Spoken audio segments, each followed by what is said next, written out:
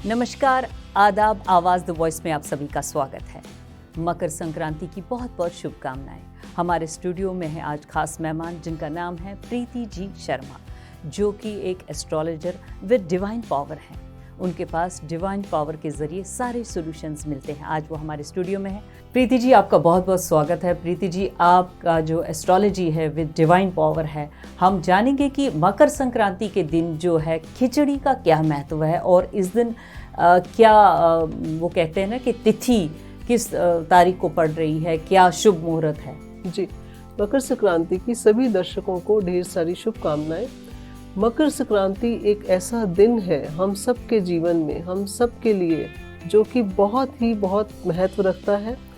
आप इस दिन, सबसे बड़ी बात है कि सभी जानते हैं दान पुण्य करना चाहिए, लेकिन इस बार 14 जनवरी को सुबह 9:03 पर पुष्य नक्षत्र भी आ रहा है और इस पुष्य नक्षत्र में हम, शनि का नक्षत्र है, हम इसमें जितना दान पुण्य करते हैं, स्पेशली तिल का दान, हमें उसका 1000 गुना फ़ायदा मिलता है।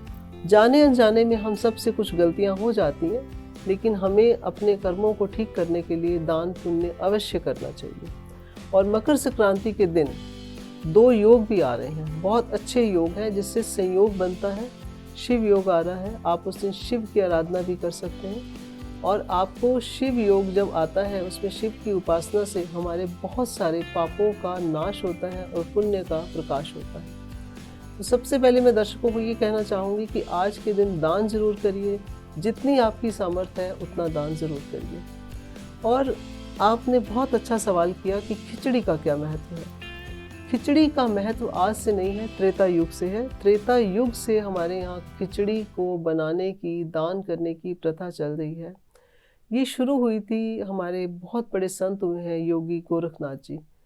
तो गोरखनाथ जी एक बार, जैसे वो जाते थे अपनी भिक्षा लेने के लिए, तो एक बार वो हिमाचल में कांगड़ा में माँ ज्वाला देवी का मंदिर है, वहाँ चले गए माँ से मिलने के लिए। जब वहाँ गए तो माँ ने बहुत सारे व्यंजन बनवाए। अब एक जो योगी है वो तो बहुत साधारण सिंपल भोजन लेते हैं। तो उन्होंने कहा कि माँ आप पानी गर्म रखो और मैं आता हूँ। ये कह के वो भिक्षा के लिए आगे चले गए। और जब वो भिक्षा के लिए गए तो वो पहुँच गए यूपी में, एक जगह है जहाँ पर गोरखनाथ जी का मंदिर है, गोरखपुर। तो वहाँ जाके रोहिणी नदी के किनारे पर उन्होंने बैठ के अपना ध्यान में, साधना में बैठ गए। जब वो साधना में बैठे हैं तो उनका तेज इतना ज़्यादा था कि आसपास के जो लोग जा रहे थे, उन्होंने देखा कि जो भिक्षा पात्र है वो खाली है, तो वो उसमें लाके दाल और चावल डालते चले गए। अब जब उनका, देखिए कितना बढ़िया संयोग होता है कि उनका जब, जो उनकी साधना चल रही थी, जिस दिन उन्होंने अपनी साधना को, कहते हैं कि ब्रेक लिया या उस साधना को कंप्लीट किया, मकर संक्रांति थी। और जो उनके पात्र में था वो खिचड़ी का ही सामान था और उसी से जिन लोगों ने वो पात्र में चीज़ें डाली थी, दाल और चावल, उसका प्रसाद बनाया गया, भोग बनाया गया।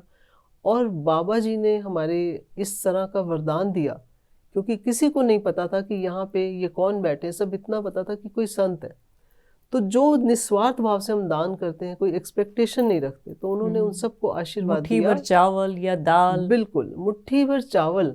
सोचिए कि अक्षत, जो चावल होते हैं उसे वैसे भी अक्षत बोला गया है, जिससे आपके जीवन में धन धान्य सुख समृद्धि आती है। और जब वो खिचड़ी बनी, भोग लगा, और जिन लोगों ने कंट्रीब्यूशन किया था, दान दिया था, उनके तो वारे न्यारे हो गए। और बहुत ज़्यादा उसके बाद वहाँ पे खिचड़ी को हर साल ये महत्व, इम्पोर्टेंस बन गई कि खिचड़ी के दान से हम लोगों के घर में इतना परिवर्तन आ गया, इतनी सुख सौभाग्य हमारे यहाँ आया है। और आज के समय में हमारे जो चीफ मिनिस्टर हैं या जो बहुत वहाँ के लोग आने वाले हैं, वो सभी सुबह 4 बजे खिचड़ी का भोग लेकर जाते हैं। इवन जो हमारे नेपाल के राज परिवार से भी वो वहाँ पर खिचड़ी लेकर आते हैं, मकर संक्रांति के दिन लेकर आते हैं। और उसका फल उनको हजारों गुना। खिचड़ी का मतलब क्या है? मिलन। आप 2-4 चीज़ों को मिक्स कर देते हैं, तो आपके रिश्ते, आपके सुख सौभाग्य सब में वृद्धि होना। और इक्वल है, इसमें कोई मतलब मसाले नहीं, कुछ नहीं, और कोई स्पेशलिटी नहीं है, बॉईल किया, दैट्स इट। जी, तो जो वहाँ खिचड़ी का आज के समय में मेला लगता है संक्रांति के दिन, मकर संक्रांति से शुरू होके ये 1.5 से 2 महीने चलता है। यहाँ कोई रिलीजन नहीं, सब धर्म के लोग आते हैं, प्रेम से आते हैं, श्रद्धा से आते हैं, खिचड़ी को चढ़ाते हैं, प्रसाद चढ़ाते हैं, फिर खिचड़ी बांटते हैं। जो नीडी लोग हैं या वैसे भी जो आए हुए हैं श्रद्धालु, सबके लिए खिचड़ी का प्रसाद बनता है और खिचड़ी का भोग लगाया जाता तो है। हमारे दर्शकों को ये बताइए कि खिचड़ी बनानी चाहिए घरों में। आजकल के नौजवान जो जी। हैं उनको ये जो प्रथा बनी है, ये जो हमारे धर्म में बहुत ही ज़रूरी है, आपने कहा कि 1000 टाइम्स इसका जो है फल मिलता है। जी, देखिए युवा पीढ़ी के पास समय की कमी है, क्योंकि आज हस्बैंड वाइफ दोनों काम करते हैं, लेकिन खिचड़ी बनाना सबसे आसान है और मैं समझती हूँ कोई भी बना सकता है। तो खिचड़ी उस दिन ज़रूर बनाएं और खिचड़ी का दान करें। ज़रूरी नहीं कि सिर्फ मंदिर में देना है, आप जो नीडी लोग हैं, जिनको ज़रूरत है, जो बेचारों के परिवार में खाने की कमी है, उनको भी दीजिए, अपने आसपास भी बांटिए। और ये सिर्फ ये नहीं कि सिर्फ नीडी लोग, अपने आप रिश्ते में भी दे सकते हैं, भाई बहनों को भी दे सकते हैं, जिससे कि आपका प्रेम भी बढ़ेगा और सुख सौभाग्य भी मिलेगा, सुख सौभाग्य बढ़ेगा। बढ़ेगा। तो अब हम आते हैं दान पुण्य पे, क्योंकि मकर संक्रांति के दिन इस बार महाकुंभ भी है और स्नान करना कितना ज़रूरी है और दान पुण्य करना कितना महत्व है। जी, और किस किस चीज़ का दान करना चाहिए? जी, दान एंड स्नान, दान और स्नान का बहुत महत्व है, क्योंकि एक तो उस दिन पुष्य नक्षत्र है, जैसा मैं बताना चाहूँगी दर्शकों को कि पुष्य नक्षत्र शनिदेव का नक्षत्र है, शिव योग है। तो आप ऐसे जब नक्षत्र आते हैं तो हम नॉर्मली जाते हैं मार्केट में, शॉपिंग करते हैं, चीज़ें खरीदते हैं, लेकिन वहाँ जब संक्रांति आती है तो संक्रांति में जब ऐसे योग आ जाते हैं, उस योग में जब हम दान करते हैं, खिचड़ी का दान मैंने आपको बताया, आप तिल का दान करिए, तिल से बने लड्डू का दान करिए, गुड़ डाल के दीजिए उनको। यहाँ मैं बात करूँगी कि तिल का ही दान क्यों? हाँ जी, देखिए तिल क्या है, जैसे अक्षत होते हैं, गिने नहीं जा सकते, तिल गिने नहीं जा सकते। आपने एक मुट्ठी तिल किसी को दिए, लड्डू बना के दिए, रेवड़ी बना के दिए, या वैसे तिल का आपने कुछ भी मीठा बना के दिया, मीठा, तो अनगिनत ही आपको फल मिलेगा, काउंटलेस, आप काउंट नहीं कर सकते, करके नहीं दे सकते। तो और तिल व्हाइट तिल, सफेद तिल, और सफेद तिल को आप पानी में डाल के स्नान भी करिए। अच्छा। यस, उसमें आप गंगा जल डाल दीजिए।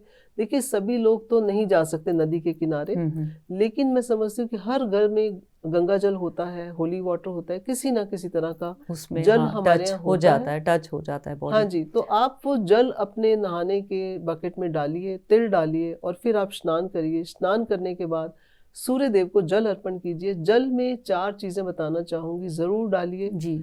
उसमें अक्षत है, लाल चंदन है, एक गुलाब का फूल रख दीजिए, रोली डाल दीजिए, थोड़ा सा गुड़ डाल दीजिए, मीठा, यस, गुड़ डाल दीजिए, जिससे कि रिश्तों में मिठास। सूर्य देव को प्रार्थना करिए और सूर्य देव के लिए मैं आज एक मंत्र देना चाहूंगी जरूर। और उस मंत्र का जो महत्व है हमारे ग्रंथों में जो दिया गया है अपार, उससे आपको इतनी ब्लेसिंग्स मिलती हैं। सूर्य देव कौन है? हमारे पिता हैं, आत्मा के कारक हैं। जिन व्यक्तियों का कोई भी कार्य रुका हुआ होता है, कहीं भी धन फंसा हुआ होता है, सूर्य देव को जल देने से आपकी बहुत सारी समस्याओं का हल हो जाता है। तो ये सभी राशियों के लिए है? ये सब के लिए है। देखिए सूर्य देव को जल सभी देते हैं, लेकिन इस दिन खास तौर पे देना है। इस दिन खास तौर पे देंगे। और ये जो मैंने 5 चीजें बताई हैं, मैंने 4 बोली लेकिन 5 बता दी। मैं चाहती हूँ लोगों के घर में, रिश्तों में प्यार बहुत बढ़े।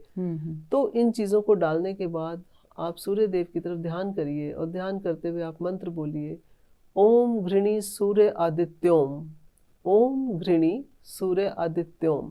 ये 8 अक्षर मंत्र है, ये 8 अक्षरों का मंत्र है और इसकी जो महिमा हमारे ग्रंथों में दी गई है अपार है। आप करके देखिए। कितनी बार सुबह जल देते वक्त? 11 बार आपको इसको बोलिए और उसके बाद आप अपनी प्रार्थना करिए, जो भी आप चाहते हैं। सूर्य देव का प्रकाश तो सारे जग में है और सब उस दिन तो उत्तरायण ही है, उत्तरायण भी है।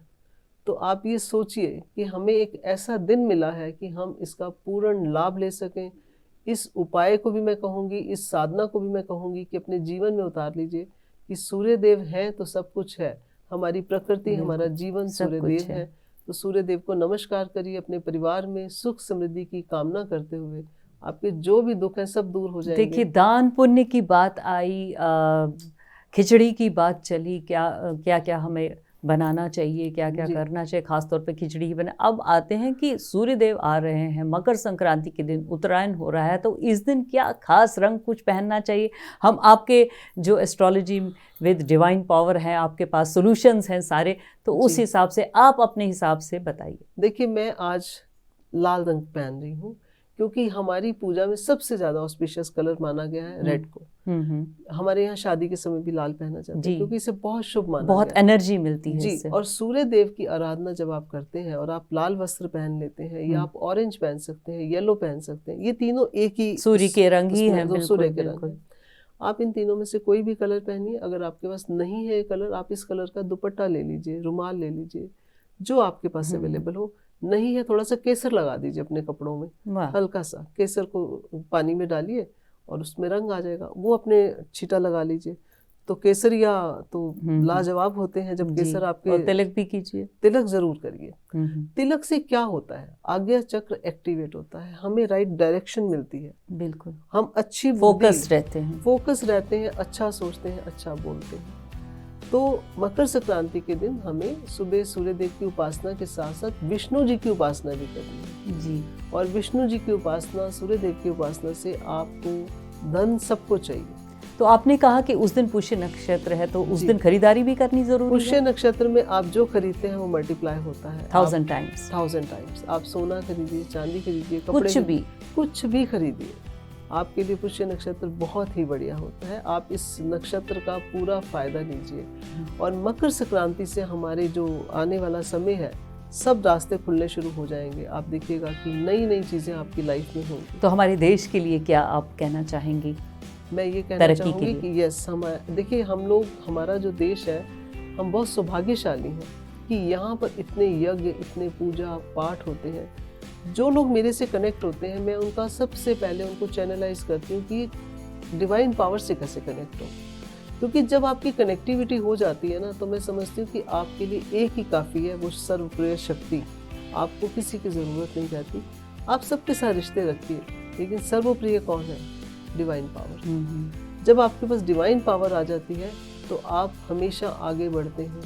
आप सीढ़ियाँ चढ़ते चले जाते हैं। हम आगे बढ़ेंगे तो देश आगे बढ़ेगा। आगे बढ़ेंगे तो देश आगे बढ़ेगा। और हमारा बच्चा, एक एक बच्चा जब इन चीज़ों को सीखता है, तो आप ये सोचिए, आज की पीढ़ी, अगर मैं आज ये मैसेज दे रही हूँ युवा पीढ़ी को, अगर वो करेंगे, उनके बच्चे भी इसे फॉलो करेंगे। ये संस्कार उनको अपनाने, ये संस्कार आएंगे जिससे बच्चों का मन शांत रहता है, जो बहुत ज़रूरी है। प्रीति जी, बहुत बहुत शुक्रिया। मकर संक्रांति की एक बार फिर से बहुत बहुत शुभकामनाएं। जी धन्यवाद। मैं तहे दिल से आपका शुक्रिया अदा करना चाहूँगी एंड आवाज़ द वॉइस का।